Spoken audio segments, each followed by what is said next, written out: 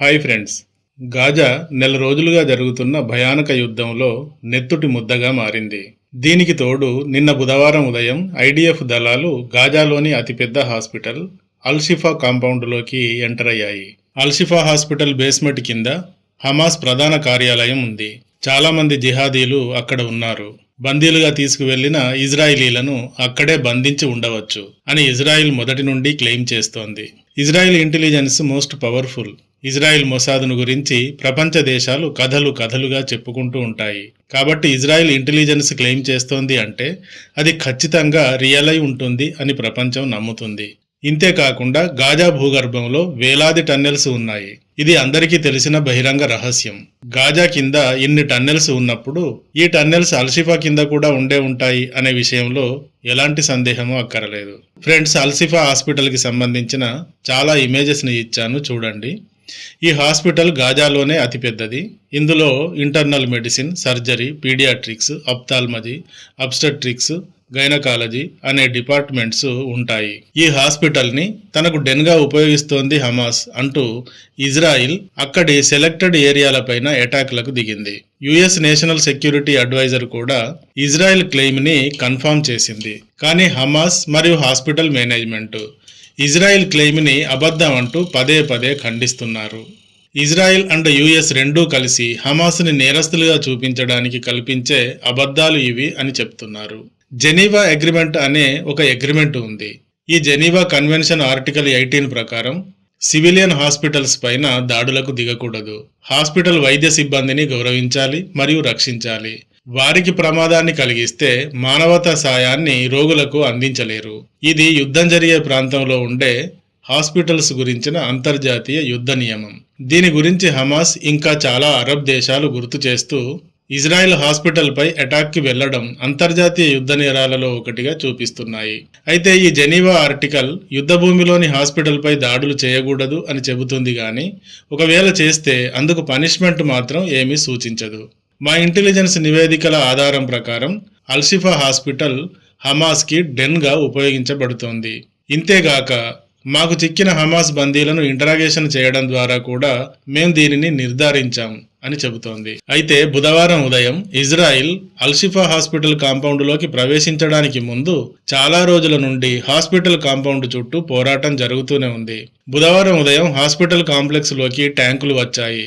Emergency మరియు reception building లోకి డజన్ల కొద్దీ సైనికులు, కమాండోలు ప్రవేశించారు అని health ministry director general doctor Munir al Bursh అనే ఆయన చెప్పాడు. ఈయన ఇంకా మేమున్న ప్రాంతాలలో చాలా పెద్ద పేలుళ్లు జరిగాయి, దుమ్ము పైకి లేచింది. ఈ పేలుళ్లు బహుశా హాస్పిటల్ లోపలే జరిగాయని మేమంతా అనుకుంటున్నాం అన్నాడు. మా సైన్యం లోనికి వచ్చాక పౌరులను తరలించడానికి మార్గాన్ని కల్పించింది.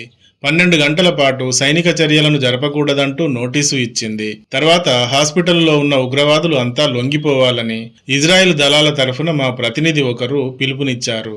ఇంటెలిజెన్స్ సమాచారం ప్రకారం అల్-షిఫా హాస్పిటల్లోని నిర్దిష్ట ప్రాంతాలపై మాత్రమే దాడులు చేస్తున్నాయి మా దళాలు. మా ఐడిఎఫ్ దళాలతో పాటుగా వైద్య బృందాలు, అరబిక్ మాట్లాడే వ్యక్తులు ఉన్నారు. హాస్పిటల్లోని రోగులకు వీరు అత్యవసరమైన వైద్య సహాయాన్ని అందజేస్తారు. హాస్పిటల్ పై దాడి అత్యంత సున్నితమైంది కనుక ఇలాంటి వాతావరణంలో పనిచేయడం కోసం ఖచ్చితమైన క్రమశిక్షణతో కూడిన ప్రత్యేకమైన శిక్షణ పొందిన సైనికులను మాత్రమే పంపించాం. ఇదంతా ఎందుకు అంటే అల్-షిఫా హాస్పిటల్లోని రోగులకు ఎటువంటి హాని జరగకూడదు అన్న లక్ష్యం కోసమే అంటూ ఐడిఎఫ్ ప్రకటించింది. ఇక తారిక్ అబు అజం అనే ఒక విలేకరి బుధవారం రోజు ఖాన్ యూనిస్ ప్రాంతం నుండి అల్-షిఫా హాస్పిటల్లో రోగులు, వైద్యులు, వైద్య సిబ్బందే కాదు, గాజాలోని ఇతర ప్రాంతాలలో వైమానిక దాడుల నుండి బయటపడి తలదాచుకోవడానికి వచ్చిన వారు కూడా ఉన్నారు. వీరంతా కలిసి 7,500 మంది ఉన్నారు. ఇప్పుడు ఐడిఎఫ్ దళాల దాడులు వీరికి ప్రమాదకరంగా మారాయి అని చెప్పాడు. మరొక ప్రత్యక్ష సాక్షి ప్రకారం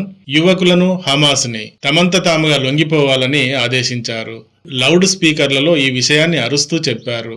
సుమారుగా 30 మందిని వారి బట్టలను విప్పి కళ్లకు గంతలు కట్టి విచారించారు. మెడిసిన్స్ మరియు మెడికల్ ఎక్విప్మెంట్స్ ఉన్న గోడౌన్స్ ని కూడా పేల్చివేశారు అంటూ చెప్పాడు. తర్వాత al Shifa hospital surgeon doctor Ahmed el Mokhallalati అనే ఆయన, ఇది చాలా భయానకమైన సమయం. రోగులకు, వారిని సంరక్షించడానికై ఉన్న కుటుంబాలకు, బయట నుండి వచ్చి తలదాచుకున్న ప్రజలకు ఇది ఒక భయానక సమయం.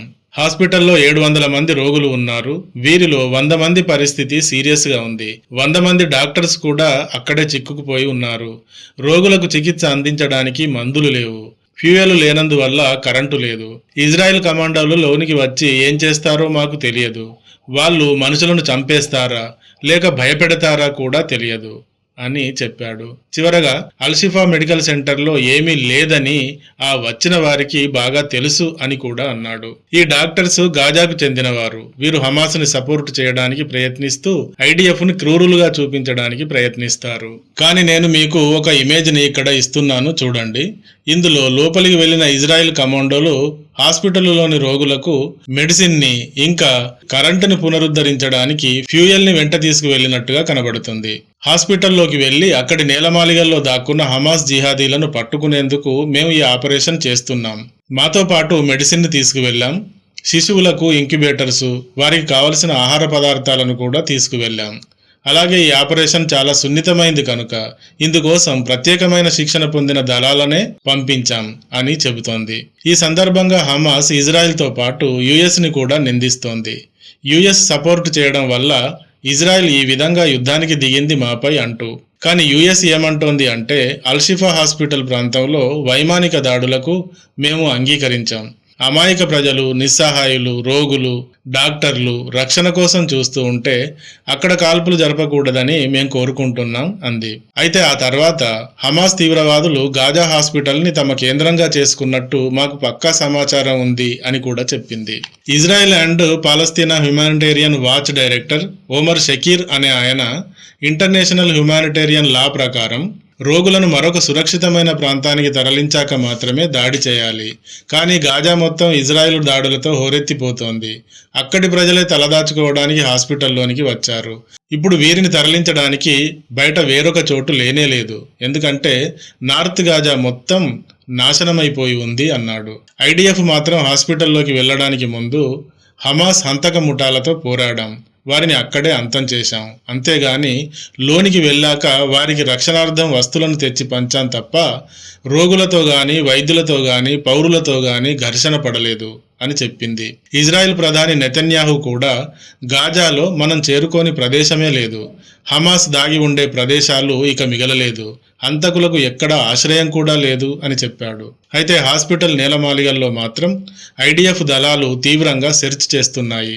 లోపలి నుండి కాల్పులు వినబడుతున్నాయి అంటూ అక్కడి కొందరు ప్రత్యక్ష సాక్షులు చెప్పారు. ఫ్రెండ్స్, ఐడిఎఫ్ కమాండోస్ అల్షిఫాలోకి వెళ్లిన తర్వాత ఏం జరుగుతోంది అన్న కథనం ఇది.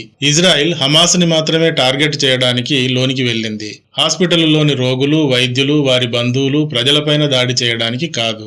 దీనిని ప్రపంచానికి తెలియజేయడం కోసం తమతో పాటు మందులు, ఆహారం, ఇంధనం, ఇంక్యుబేటర్స్ మొదలైన వస్తువులను కూడా వెంట తీసుకువెళ్లారు. నెల రోజులుగా జరుగుతున్న యుద్ధం వల్ల హాస్పిటల్లోని రోగుల పరిస్థితి ఊహించ సాధ్యం కాని దారుణ అమానవీయ స్థితిలో ఉంది అన్నది వాస్తవం. ఇందుకు సంబంధించిన ఇమేజ్లు వేలల్లో ఉన్నాయి.